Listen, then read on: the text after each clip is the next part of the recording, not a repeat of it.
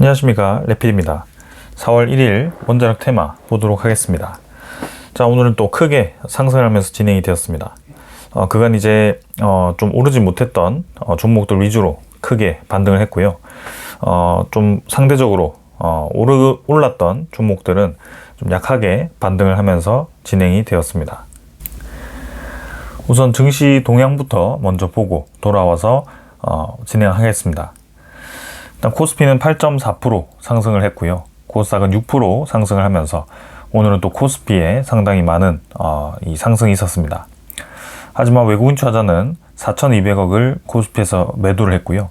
기관 투자자는 4조 2천억을 매수를 했습니다. 5,470포인트 정도로 진행이 되었고요. 일단 V자로 반등을 하는데 성공을 했습니다. 61선을 이탈을 했다가 다시 분위기를 살리는 모습이었고요. 일단은 올리는 데는 성공을 했지만 고점 라인은 아직은 회복을 하지는 못한 상황입니다. 그래서 저점 라인이 낮아진 상황에서 반등을 했지만 이제 이 전 고점을 뚫고 나가는 그런 상황이 이제 만들어지는지를 좀 체크를 해볼 필요가 있겠습니다. 일단 코스피 엄청나게 급등한 상황에서 위아래로 흔들면서 진행이 되고 있고요. 아무래도 중동 상황에 따라서 계속 이 증시에 대한 흔들림이 이어질 수 있을 것 같습니다. 수급은 외국인 투자자는 들어오지 않았습니다. 사실 굉장히 많은 매도를 했기 때문에 특히 오늘 같은 날은 좀 들어와줘야 정상이라고 생각이 되는데요. 근데 매수를 하지 않았습니다. 4천억 정도를 오히려 이탈을 했고요. 그래서 계속해서 외국인 투자자는 빠져나가고 있습니다. 금융투자 위주로의 매수가 집중되었는데요. 사실 금융투자가 집중적으로 매수한다는 것은 뭔가 이제 계속 이렇게 일방적으로 좀 보여집니다. 그래서 좀 골고루 수급이 들어와 주면 좋을 것 같은데요. 뭔가 투신이라든지 사모펀드, 연기금 이런 투자자들이 적극적으로 좀 매수하지 않고 계속해서 금융투자 위주로의 매수가 좀 편향된 매수가 들어와 준다는 것 자체가 조금은 불안해 보입니다. 그래서 외국인 투자자에 대한 이 복귀가 좀 필요한 상황인데요. 일단 더 지켜보도록 하겠습니다. 사실 이렇게 이 급 반등을 하긴 했지만 다시 중동에 대한 상황이 악화되었을 때는 또 떨어질 수 있는 상황이기 때문에 아직까지는 어떻다라고 좀 판단하기가 어려운 상황입니다. 코스닥도 지금 6% 정도 반등을 했고요. 외국인 투자자 5,200억 정도 매수했고 기관 투자자도 4,800억을 매수를 했습니다. 확실히 수급적으로는 코스닥이 좋습니다. 그래서 일단은 V자로 다시 반등을 했고요. 이 고점 라인을 계속 유지를 해주고 있습니다. 그래서 아래로 쭉 떨어뜨렸다가도 빠르게 회복을 하고요. 이번에도 빠르게 회복을 했습니다. 일단 마찬가지 고점 라인이 낮아지긴 하지만 사실 큰 이 범위 안에 지금 벗어나지 않고 진행이 되고 있고요. 한번 급등 이후에는 계속 이제 상승 수렴 형태로 이 코스닥은 차트가 수렴을 하고 있습니다. 특히 수급도 외국인 투자자가 이틀 정도 다시 들어와 줬고요.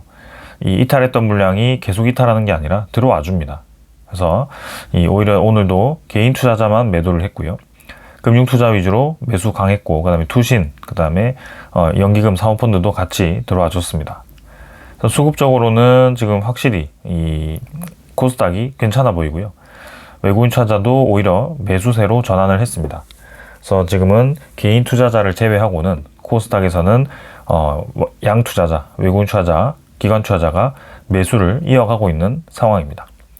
그래서 향후 이제 시장이 개선되더라도 어느 쪽에 이제 힘이 주어질지가 좀 느껴지는 상황이고요. 계속 지켜보겠습니다. 오늘은 이제 나스닥도 급등을 했죠. 3.8% 올랐고요. 다우도 2.5% 올라가면서 상당히 크게 반등을 했습니다. 자, 워낙 이제 미국 증시가 크게 좀 떨어졌던 터라서 급 반등을 했지만 사실 그 하락폭을 모두 메워주지는 못했고요.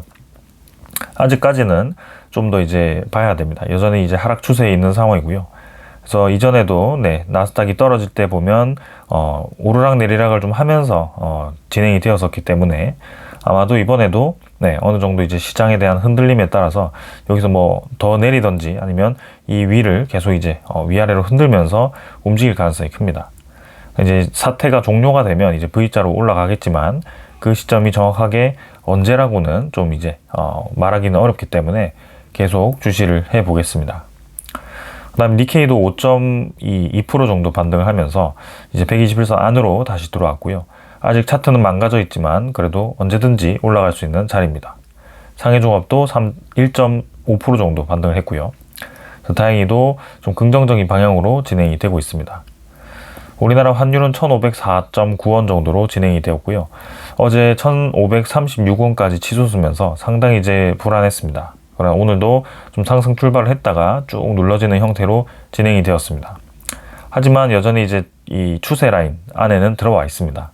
1,500원 유지해주고 있고요. 1,500원을 넘은 지도 꽤 되었습니다. 그래서 많이 내리긴 했지만 여전히 중동 상황에 따라서 올라갈 수 있다라는 거. 그러나 이제 상황이 종료가 되면 생각보다 빠르게 쭉 떨어질 가능성이 있다라는 겁니다. 그래서 그 시간까지 좀 버티면 좋을 것 같고요. 일단 환율에 대한 변동성은 계속 이어지고 있다. 뭐 한 10원, 20원 정도 급등하는 거 사실 크게 문제 안 됩니다. 이전처럼 이렇게 쭉쭉 그냥 몇백 원씩 한순간에 이제 올라가는 게 좀 무서운 상황인데요. 지금은 그런 정도까지는 아닌 것 같다라는 생각입니다.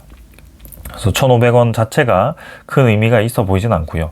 이제는 올라가는 속도가 이제 너무 빨라서 뭐 순식간에 1,700원을 간다라고 하면 그때는 이제 문제가 될 수가 있을 겁니다. 그래서 그런 부분들을 좀 주의를 해야 될 것 같고요. 그렇지 않다면 1,500원 잠깐 넘어가는 것은 크게 문제가 되지 않을 것 같습니다. 자, 그래서 이 정도로 보고 지수 선물 보도록 하겠습니다. 자, 선물 지표 보겠습니다. 미국 증시, 나스닥 한 1% 정도 또 선물 지표 올라가고 있고요. 지표들이 다 좋습니다. 니케이도 2% 이상 올라가고 있고, 그 다음에 유로톡스도 지금 이제 거의 3% 가까이 반등을 하고 있습니다. 그래서 오랜만에 이제 상승 출발을 좀 하고 있고요. 계속 이제 상승세가 이어질지 보겠습니다. 원자재 가격을 보시면 국제유가가 98.8달러로 하락을 하기 시작합니다. 그래서 2.5% 정도 하락을 했고요. 그래서 106달러까지 치솟았던 이 국제유가가 다행히도 이제 좀 떨어지기 시작합니다. 그래서 툭툭 떨어지는 게 이제 미국에 대한 그런 트럼프 발언 때문이었고요. 그래서 전쟁을 이제 조기 종료를 하겠다라는 발언을 계속 하고 있기 때문에 시장도 그에 맞게 반응을 하고 있습니다. 그러나 확실한 것은 이전에 좀 툭툭 이 트럼프가 전쟁을 끝내겠다라는 얘기를 했을 때 빠르게 떨어지던 것과는 좀 다르다라는 느낌이고요. 아직까지는 이 상황이 어떻게 될지 모른다라는 그런 이제 의심스러운 의심들이 좀 있는 것 같습니다. 그래서 여전히 이제 90달러 후반대에 위치를 함으로써 조정을 받긴 했지만 좀 더 기다려 봐야 되는 상황입니다. 그래서 좀 더 보고요. 그래도 채권 금리 다행히 안정적으로 내려오고 있습니다. 4.28%로 국채 금리 눌러지고 있고요. 쭉 이제 밀립니다. 그리고 이제 이 30년물도 4.8%대로 이제 진입을 확실하게 했고요. 그리고 문제가 되었던 이제 우리나라 국채 금리도 좀 안정적으로 내려오기 시작합니다. 3.9% 후반대까지 갔다가 3.6%대까지 지금 내려왔고요. 5% 가까이 떨어지면서 안정적인 방향 제시를 해줬습니다. 그리고 지금 이제 나머지 장기 금리들도 다 이제 눌러졌고요. 전쟁에 대한 상황이 종료만 된다면 좋을 것 같은데 그렇지 않다면 다시 한번 이 국채 금리는 좀 주의를 해야 됩니다. 그래서 계속 이것도 모니터링을 해 보겠습니다. 이 정도 이제 지표 확인했고요. 오늘 중동 상황들 좀 정리를 해 보겠습니다. 우선 우리나라 소식부터 먼저 보겠습니다. 일단 우리나라가 이제 3차 오일 쇼크에 대한 우려감이 생기기 시작했습니다. 일단 뭐 전쟁에 대한 그런 이 격화가 좀 멈추고 이제 종전을 위한 협상을 좀 하는 그런 분위기인데요. 그럼에도 불구하고 우리나라는 이 오일과 그다음에 천연가스에 대한 이 타격을 좀 받고 있는 것 같습니다.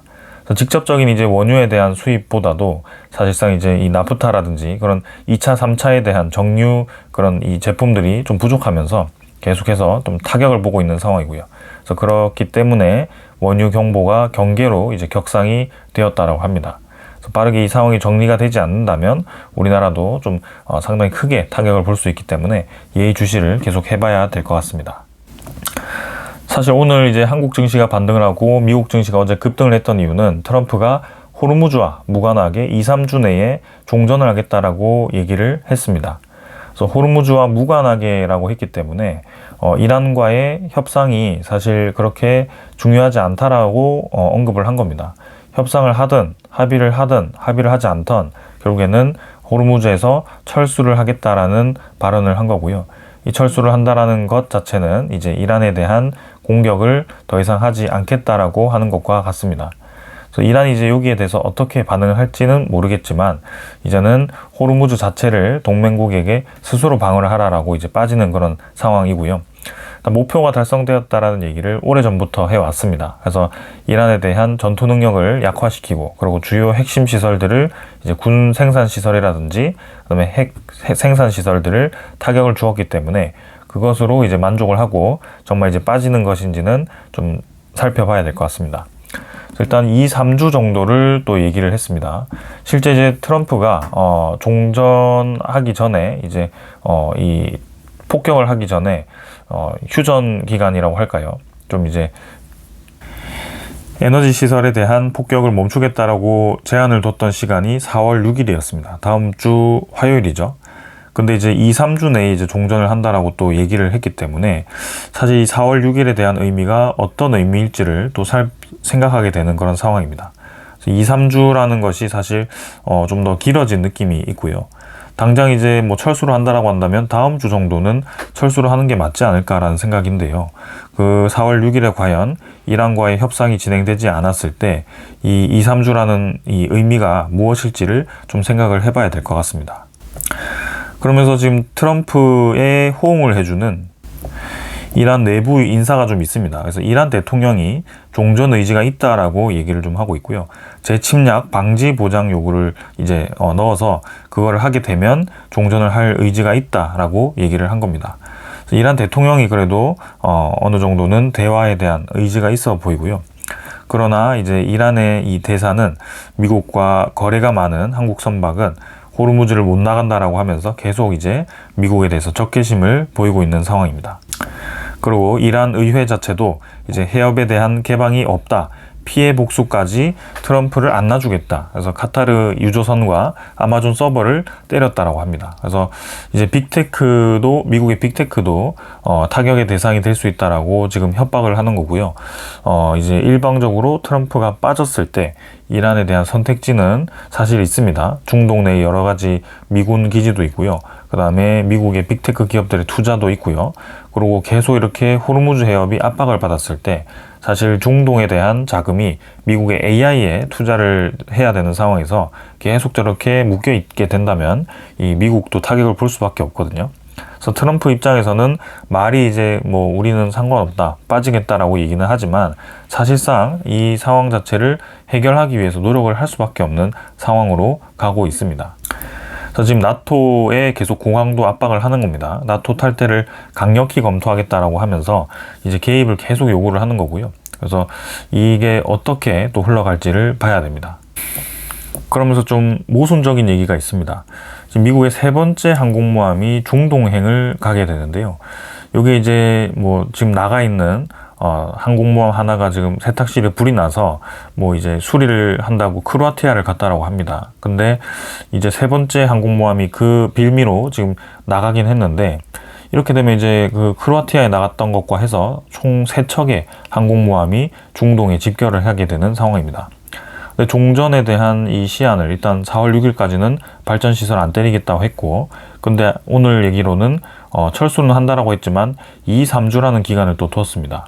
그래서 이 항공모함이 지금 출발을 한 상황이기 때문에 몇 주 동안은 이제 중동에 도착하기까지 시간이 걸리는데 그 2, 3주 뒤에 이 항공모함이 도착했을 때 미국의 선택은 무엇일지, 그리고 그 전에 합의가 이루어질지를 좀 봐야 되는 상황입니다. 그래서 이랬든 저랬든 이제 트럼프 입장에서는 전쟁을 빨리 끝내기를 원할 거라고 생각이 되고요. 그래서 그 끝내기 위한 시도를 할 것 같은데, 일단 첫 번째는 합의를 할 것으로 좀 봤는데 이 합의에 대한 구체적인 안이 진행이 되고 있는지 좀 봐야 됩니다. 일단 내일 4월 2일 한국 시간으로 오전 10시에 트럼프가 이 대국민 연설을 한다라고 합니다. 이때 이제 이란에 대한 상황 정리가 있을 것 같고요. 이제 합의에 대한 내용이 담겨 있을 것 같습니다. 그래서 합의가 이루어지고 있는지 아니면 이루어지지 않아서 예상보다 빠르게 압박을 할 수도 있습니다. 시한은 4월 6일로 했지만 우리 뭐 내일까지 협상하지 않는다면 바로 이제 폭격 들어가겠다라고 트럼프라면 그렇게라도 협박을 할 수도 있죠. 그래서 그런 부분도 있을 수 있기 때문에 일단 내일 오전 10시를 좀 주목을 해봐야 될 것 같고요. 두 번째는 어쩔 수 없는 이제 지상군 투입이 될 수도 있습니다. 그래서 지상군 투입을 이제 할 때 이제 엄청나게 강도 높게 공격을 할 가능성이 큰데요. 지금 이제 항공모함이 한 척이 더 움직인다는 것은 이 지상군 투입을 염두한 게 아닐까 싶습니다. 그래서 마지막 총 공격을 할 수도 있다라는 이제 뉘앙스를 계속 보이고 있기 때문에 그 항공모함에 대한 이 움직임도 계속 봐야 될 것 같고요. 지상군이 이제 투입된다면 정말 이제 마지막 결투가 시작이 됩니다. 근데 그 결투가 끝나지 않고 만약에 이란에 뭔가 묶여서 애매하게 흘러가기 시작한다면 국제 유가는 유가대로 치솟고 상황은 상황대로 악화가 되는 상황이 벌어질 수 있기 때문에 정말 철저하게 준비를 해야 될 것 같고요.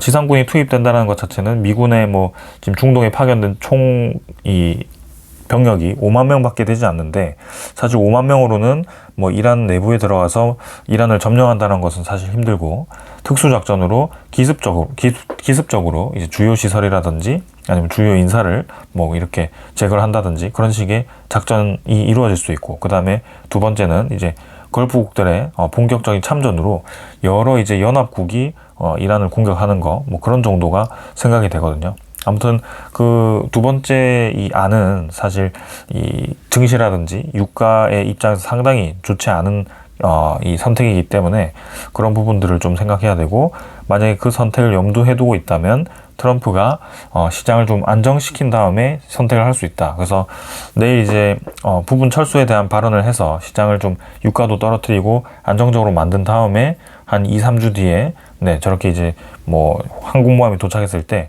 작전을 다시 시작할 수도 있는 그런 상황이 만들어질 수 있지 않을까 이런 생각도 좀 하게 됩니다. 아무튼 지금 아직은 확실하게 어느 방향으로 가고 있다라고 언급하기는 어렵고요. 계속 주시하면서 좀 지켜볼 필요는 있겠습니다. 그러나 확실한 것은 좀 떨어졌던 이제 주가가 종료가 되면 당연히 이제 V자로 올라갈 수밖에 없다라는 겁니다. 그래서 지금은 시장이 무너질 정도로 트럼프가 이 이란을 계속 압박할 것은 아니기 때문에 딱 떨어질 때쯤 되면 이렇게 시장을 올리기 위해서 노력을 하기 때문에 그렇게 본다면 떨어질 때마다 매수 기회가 계속 된다라고 생각을 할 수가 있겠습니다. 자, 이 정도로 이제 시장 상황 살펴봤고요. 종목으로 넘어가도록 하겠습니다. 두산 에너빌리티 보겠습니다. 오늘 8.8% 올라서 99,900원으로 마무리되었습니다. 그래서 뭐 많이 반등했고요. 뭐 한 3일 정도 내렸던 거 그대로 메워주었습니다. 그래서 이제 뭐 11만원 정도에서 쭉 이제 증시 따라서 밀리는 느낌이었는데요. 다시 한번 이제 고를 파고 반등을 하는 모습입니다. 시장이 뭐 괜찮다면 더 빠르게 올라갈 가능성이 있고요. 이제는 중동 사태가 정리가 된다면 당연히 고점을 돌파하겠지만 앞서 이제 시황 정리 때도 말씀드렸다시피 아직까지는 중동에 대한 상황이 완벽히 정리되지 않았습니다. 그래서 향후 2, 3주에 대한 흐름을 좀 예의주시해서 계속 지켜볼 필요는 있을 것 같고요. 거래량도 뭐 크게 많지는 않았습니다. 외국인 투자자도 87만 주 정도 매수했고요. 기관 투자자 82만 주 정도 매수하면서 금융 투자 위주로 매수가 들어왔고 사실 오늘도 뭐 크게 코스피에서 외국인 투자자 매수하지 않았는데요. 이 두산 에너빌리티는 매수를 해줘서 괜찮게 보여집니다. 현대건설도 지금 13% 가까이 반등을 했고요. 16만 원 정도로 진행이 되었습니다. 그래서 쌍바닥 찍고 올라가는 그림이 진행이 되었고요. 그래서 뭐 종료가 된다면 당연히 전고점 돌파할 가능성 높아 보입니다. 목표가도 높고요. 중동에 대한 상황 정리되면 바로 움직일 겁니다. 현대건설은 좀 더 이제 거래량 붙었고요. 외국인 투자자 16만 주 매수하면서 또 이렇게 뭐 야금야금 이 수량을 계속 모아갑니다. 그리고 기관 투자자도 금융 투자자 강한 매수가 있었습니다.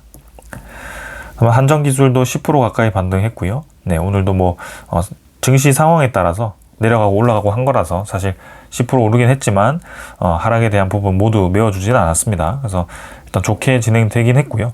양매수 진행되었습니다. 마찬가지죠. 그 다음에 S&T 에너지는 오히려 1.1% 하락을 했습니다. 49,700원. 그래서 전쟁 기간 동안 좀 이제 오히려 다른 종목이 내릴 때 강하게 움직이던 종목이었는데요. 오늘은 오히려 좀 약하게 진행이 되었습니다.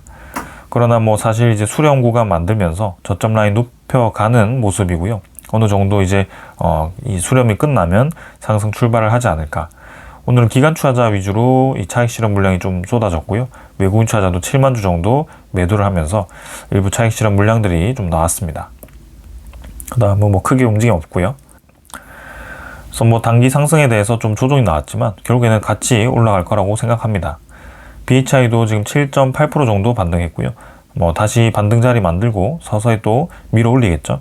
그래서 이것도 상황에 따라 달라진다. 그래서 외국인 투자자, 기관 투자자 양매수 진행했고요. 최근에는 외국인 투자자가 좀 매수를 이어가고 있는 상황입니다. 성원밴드도 지금 이제 1,100원 정도 올라서 3% 정도 반등했고요. 36,200원.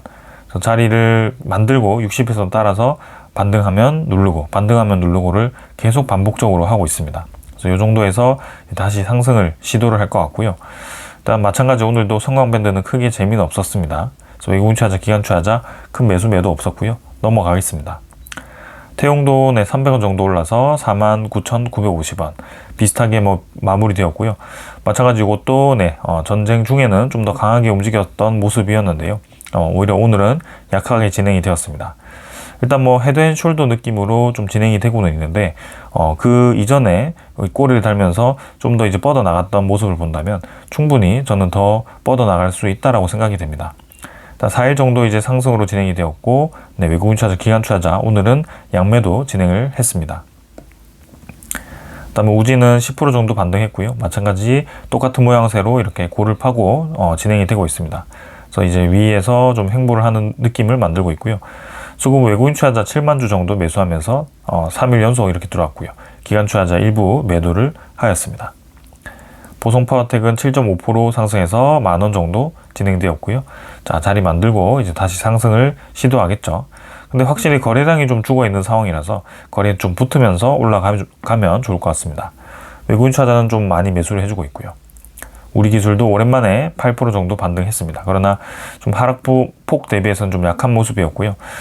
이제는 좀 자리 잡는 모습이 필요하다. 그래서 자리 잡을 때까지는 좀 더 하락이 나올 수 있는데 외국인 투자자 크게 매도하지 않았고요. 시장에 대한 반등이 나올 때 같이 또 올라갈 가능성이 높습니다. 그래서 이 정도로 좀 봤습니다. 그래서 뭐 오늘 오르긴 했지만 뭐 워낙 이제 많이 눌러졌던 종목들이 좀 올랐다라고 볼 수 있고요. 사실 뭐 크게 지금은 중요하지는 않습니다. 그래서 좀 넘어가도록 하고요. 사실 우리가 기대하는 것은 제일 중요한 게 이제 대미 투자에서 이제 원자력 발전에 대한 구체적인 안이 좀 나오는 것인데요. 아직까지 여기에 대한 내용이 좀 나오지 않고 있어서 아쉽게 생각이 됩니다. 그래서 우리나라 국회의원들이 좀 갔다 오긴 했는데 좀 원론적으로 뭐 협력을 했다라는 얘기만 하고 있고 사실 뭐 본격적으로 어떤 투자를 하겠다, 대미 투자 1호가 확실하게 뭐로 정해졌다 이런 얘기가 좀 나오지 않고 있습니다. 그래서 그렇게 이제 대미 투자 특별법을 압박을 하던 이 미국이 사실 중동에 좀 집중을 하면서 최근에 이제 우리나라에 대한 1호 투자가 좀 소식이 더딘 모습인데요. 향후 이제 어떻게 이 1호 투자가 협의가 되고 이 원자력 투자 입장에서 어떻게 이제 미국에 투자를 하고 협력을 할지 좀 지켜보도록 하겠습니다. 계속 이제 이런 상황이고요. 그 소식이 좀 나온다면 이 원자력 테마가 좀 더 힘을 받아서 움직일 가능성이 커 보입니다. 자, 그 다음은 이제 결국에는 중동 이 분쟁이라는 게 이제는 원자력에 대한 가속화를 이끈다라는 것이 보이고 있습니다. 그래서 말레이시아도 지금 중동 분쟁 대응 목적으로 원자력 도입을 가속화하고 있다라고 얘기를 하고 있고요.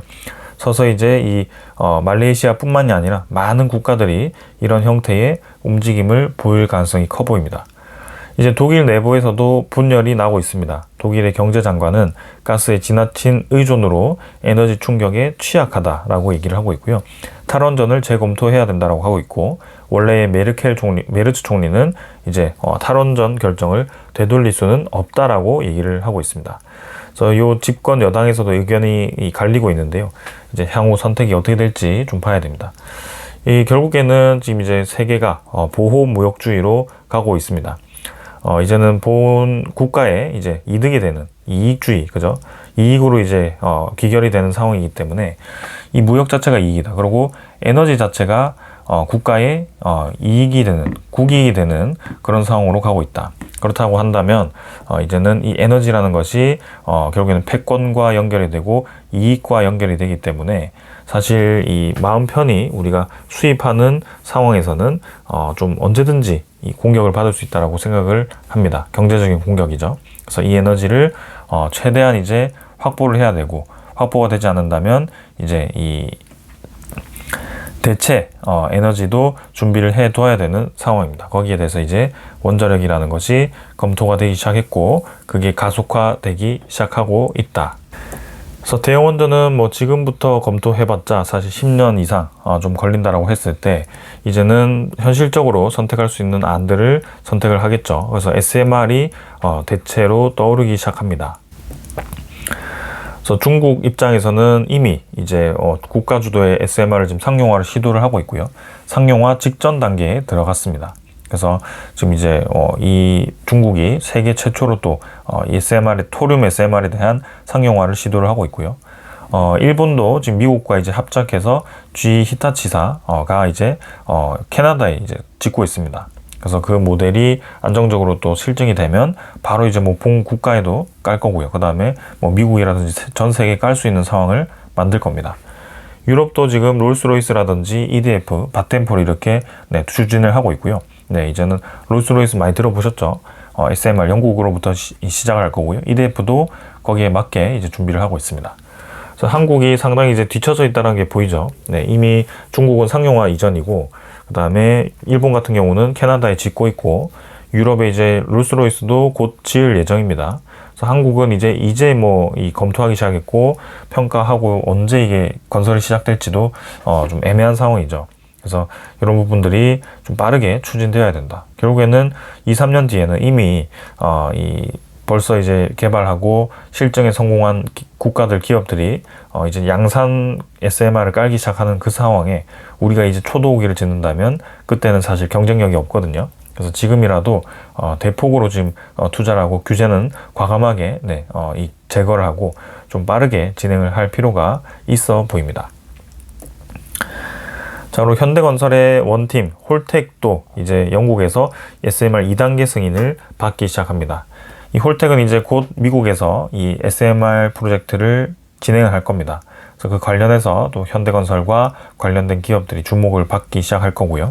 그래서 기존 화력발전소 부지에 SMR 건설을 추진하고 있습니다. 영국에서. 그래서 현대건설의 홀텍사도 이제 점점 주목을 받는다.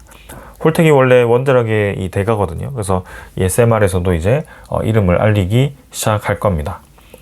자, 그 다음은 마이크로소프트인데요. 마이크로소프트가 이제 데이터 센터 전력을 위해서 대형 가스터빈을 준비를 하고 있습니다. 사실 좀 역설적이긴 하죠. LNG에 대한 공급이 불안한 그런 상황에서 어쩔 수 없이 지금 이 가스터빈을 선택할 수밖에 없는 상황인데요. 이 가스터빈을 지었을 때 이 LNG 가격이 과연 어떻게 될지가 주목이 됩니다. 그러나 다행히도 지금은 LNG 가격은 좀 안정적으로 유지가 되고 있고요. 이번에 마이크로소프트가 추진하는 이 LNG는 총 2500메가와트의 전력을 생산하게 됩니다. 그래서 두산 에너빌리티 입장에서는 380메가와트급 해가지고 플러스 뭐 120 해가지고 총 500메가와트씩 단위를 팔거든요. 그래서 2500이면 이 5세트라고 보시면 됩니다. 그래서 여기에 이제 이 두산 에너빌리티가 또 수주를 할지 지켜봐야 되고요. 일단 일부 세부 내용을 공개했지만 전력을 공급할 최종 수요자가 누구인지는 아직 밝히지 않았고요. 그래서 이 프로젝트도 계속 주시해야 될 것 같습니다. 그래서 지금 미국 내에서도 이 빅테크 기업들이 이제 뭐 본인들이 전력을 직접 생산해야 되는 입장이기 때문에 저렇게 LNG 가스터빈부터 찾기 시작했고요. 그 다음은 이제 현실적으로 이 SMR에 대한 공급도 준비를 할 겁니다. 그래서 이제는 가스터빈과 그 다음에 SMR에 대해서 주목을 할 때가 되어가고 있고요. 이 두 개 모두 다 겹치고 있는 기업들을 주목을 해야 될 것 같습니다. 자, 그리고 한전은 이제 베트남 국가산업에너지공사와 현지 원전 공급망 구축 협력을 하게 됩니다.